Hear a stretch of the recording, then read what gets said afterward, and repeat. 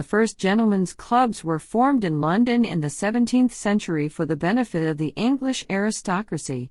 Opulent surroundings and strict rules of confidentiality about the affairs of the club allowed gentlemen to relax in convivial company, at least according to their public image. The St. James's area of London soon became known as Clubland, with dozens of clubs springing up for the benefit of gentlemen with nothing much to do with their time. Behind closed doors, however, many of these organizations were and continue to be very ungentlemanly indeed. Number 10. White's. White's is one of the oldest gentlemen's clubs in London, dating from the early 18th century. It is said to have been the inspiration for the gaming house in the Rake's Progress. White's was a noted gaming house and often considered a den of iniquity. Dinner at White's is a long, formal event with many courses served by intimidating waiters. It is followed by port and cigars aplenty. White's maintains a betting book which records the details of every wager placed there. Few of those bets are concerned with horse racing or sport in any form. Rather, they were bets about the length of a person's life or which raindrop would reach the bottom of the window pane first. Other notable bets included whether the editor of a prominent newspaper would go to prison for libel and whether HRH, the Duke of Clarence, who became King William IV, would father a legitimate child within 2 years. As shown by one peculiar entry on November 4, 1754, 2 members had a bet on which of 2 other elderly members would die first. Although the bet was a considerable one, it was never paid because both men who placed the wagers killed themselves before either of the 2 elderly gentlemen died. The reason for the suicides? Gambling debts. One of them even lost £32,000 in a single night. In more recent times, the club was the recruiting ground for the Cambridge spies, those Eton and Cambridge graduates with every material advantage who spied against their country. Number 9. Boodle's. Boodle's, named after one of its waiters, was established in 1762 by the Earl of Shelburne. Membership has always been by election only, with many hopeful applicants refused entry. The aims of the club were nominally political, but it was acknowledged that wining and dining, gaming and betting were always going to be important elements of the club. The tradition of gambling at Boodle's has continued ever since. The members, including the dandy Beau Brummel, recorded their bets in the betting book. Indeed, Brummel noted his final bet in the book right before he fled London to avoid paying his massive gambling debts. But gambling was not restricted to the club. In 2002, the former chairman of Boodle's admitted to a £4 million fraud to cover his investment losses and membership fees at the club. Boodle's was the inspiration for the fictional club, Blades, of which James Bond was a member. Number 8. The Clermont Club. The Clermont Club was opened in 1962 by John Aspinall, an eccentric millionaire and zoo owner.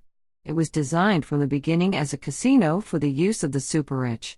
During the swinging 60s, the club was famous for its opulence and high-stakes gambling. Guests included actors, politicians, and even royalty. Roger Moore, Frank Sinatra, and Princess Margaret were regular visitors, and the membership included at least 5 dukes, 8 viscounts, and 17 earls. Lord Lucan was a regular visitor to the casino and a personal friend of Aspinall. On the night of Lucan's disappearance, he visited the club and settled his debts. Just hours later, his children's nanny was found bludgeoned to death. The most popular game at the casino was a card game called Chemin de Fer. The Earl of Derby is said to have lost half a county in a single evening's play. It is alleged that Aspinall, facing big losses at the club, began to use marked cards in the casino to reduce his liability. However, this has never been proven. Number 7. Brooks's. Brooks's was founded in 1762 by 2 gentlemen who had been blackballed for membership at White's. The premises of the original club were on the site of a former tavern. Its members, known as macaronis, frequented the club for the purposes of wining, dining, and gambling. The club is now in a much grander building. To this day, it has a number of gaming rooms where fortunes have been won and lost. After a particularly lavish dinner at Brooks's club, an earl bet a duke 500 guineas that the duke couldn't have sex with a woman 1,000 yards up in a hot air balloon, thus paving the way for the formation of a different sort of club. Number 6. The Reform Club. The Reform Club was founded in 1836. Membership was originally restricted to those who pledged support for the Great Reform Act of 1832 and was thus mostly an organization for members of the Liberal Party. Today it holds no particular political affiliation. Its membership is not limited to gentlemen only, as it was one of the first clubs to admit women. In recent years, the club has been at the center of allegations of bullying and discrimination among staff and elected officials, but the confidential nature of the organization has prevented the details from being made public. However, several club officials have been paid handsomely to leave the organization and never return. The Reform Club was the one that Phileas Fogg famously departed when he bet members £20,000 that he could circumnavigate the globe in 80 days in Jules Verne's classic novel. However, despite being one of the largest clubs in London with some very rich members indeed, it still occasionally has to resort to consorting with trade. In 2017, they rented out the entire club to Cartier for a jewelry exhibition, and the members had to drink elsewhere for a month. Number 5. The East India Club. Billed as a gentleman's home from home, the East India Club was founded in the mid-19th century. However, what it lacks in age, it makes up for in wealth and opulence, and scandal. Originally set up for officers of the East India Company, it soon opened its doors to gentlemen of all persuasions. Members had to be nominated, usually by the headmasters of the exclusive private schools that they attended. The club has continued to keep to tradition, refusing to allow women to become members. Ladies are occasionally allowed in on special occasions, as long as they know their place and enter through the back door. The East India Club has steadfastly refused to move with the times. Even when their treasurer appropriated £500,000 from their accounts, their first concern was discretion rather than prosecution. The organization was also the scene of an ugly blackmail scandal when a British member of Parliament claimed expenses to stay at the club during an extramarital affair. A colleague attempted to blackmail him by filming him leaving the club with the mistress. Number 4. The Albemarle Club. The Albemarle Club opened in 1874. In an unusual move, it opened its membership to both men and women from its inception. At the time, this was considered both progressive and, in some minds, almost scandalous. Some clubs, such as London's Garrick Club, still refuse to allow women to become members today. The Albemarle Club attracted a wide range of artists, writers, and intellectuals.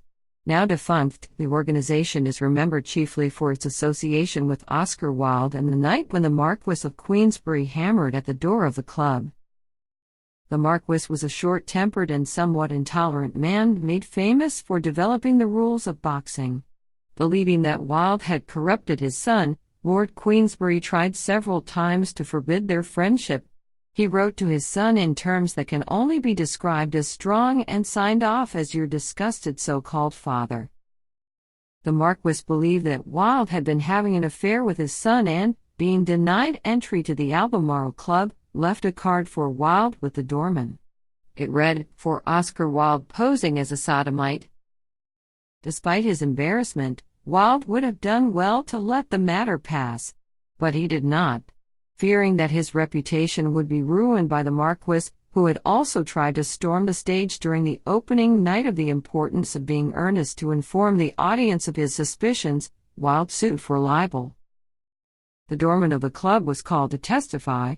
Given his damning testimony, and the parade of young men whom the Marquis had found to testify to having been Wilde's lovers, Wilde was sentenced to 2 years' imprisonment in Reading Jail and his career was over. Number 3. The President's Club. Not a gentleman's club as such, the President's Club was a charity that hosted men-only fundraising dinners. The dinners might have been described as lively, raucous, and filled with sexual harassment. Scandal engulfed the charity when an undercover journalist working for the Financial Times posed as a waitress at the event. The waitstaff were all chosen because of their good looks and were told to wear sexy black dresses and black underwear. In the pre-event briefing, they were also warned that some of the men might become, shall we say, overly familiar, but that this was all part of the fun. The ball was attended by prominent politicians, businessmen, and celebrities, all of whom claimed to be unaware of what was happening. No one saw anything untoward. However, when the newspaper published their evidence with secret film of how the serving staff was treated, the charity was forced to close its doors for good. Number 2. The Seville Club. The Seville Club was born out of scandal. Their current building was bought from the widow of Viscount Louis Lulu Harcourt. He had married a very wealthy woman, and after resigning as an MP upon succeeding to his peerage, he spent most of his time engaging in his hobby, which was pedophilia. He was said to have had the finest collection of child pornography in the country by the time he killed himself, aged 59. His predilections had been an open secret in English society, with Eton boys in particular being warned never to take a walk in his company. However, his secret eventually reached the ears of the police. On the eve of his arrest in 1922, he blew his brains out. Writer H.G. Wells was once asked to resign from the club after his mistress became pregnant. The mistress happened to be the daughter of a fellow member. She quickly married another man to avoid a scandal. Wells was not available because he was already married. Even so, they continued the affair. Daily, the mistress's father waited in the club with a revolver to confront Wells until the committee felt that Wells ought to resign in the interests of safety. Number 1. The Bullington Club. Officially called a dining society, the Bullington Club has no premises. Members are recruited from current Oxford University students, and most of those who are invited to join have also been to Eton. And they need to be rich. Very rich. The club uniform, full evening dress with a tailcoat of Bullington blue, is made by one tailor only and costs around £3,500. There are no club fees, but potential members need to consider the cost, not only of the food and drink, but also of the repair bills. The members are famous for trashing restaurants on a night out and then tossing money to the patrons as they leave to cover the damages. The proceedings of the club are secret, though it was rumored that one member burned a £50 note in front of a homeless man as part of his initiation ceremony. Nice. Although the club has existed since 1780, when its primary interests were listed as hunting and fishing, the organization has seen a steep decline in membership over the last 15 years. This is not surprising, considering some of their previous antics.